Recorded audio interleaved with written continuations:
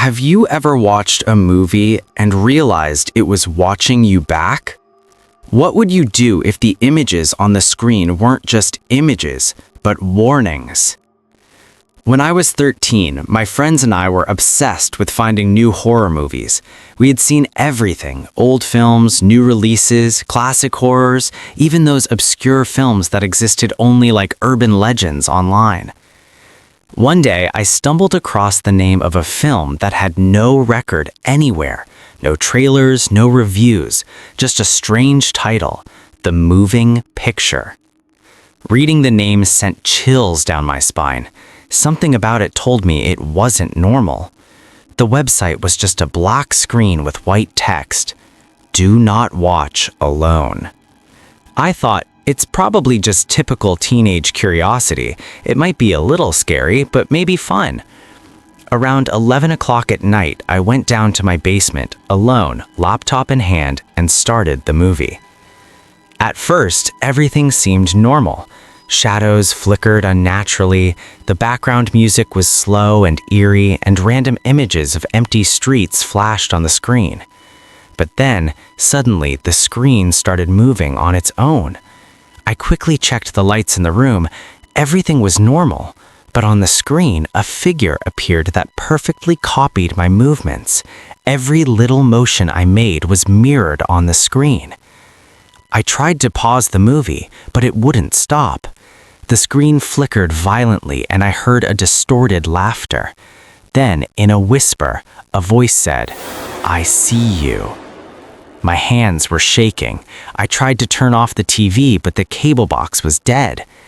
Then a message appeared on my phone with no sender: "Don't leave your seat."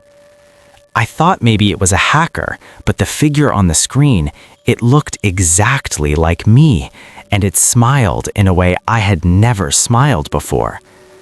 I ran to the basement door, but it was locked. A shadow moved across the window, just like the shadow on the screen. My heart pounded in my chest. My breath came fast and ragged. Then the screen flashed again, white text appearing: "The film is over when you are over." I covered my face. When the lights finally came back, the basement was empty.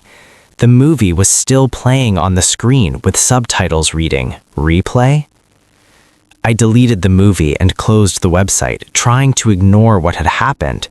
But the next day, I found a note on my bedroom mirror: "Next time, don't watch alone." I never told anyone the name of that movie. A few days later, I learned that anyone who watched it first disappeared.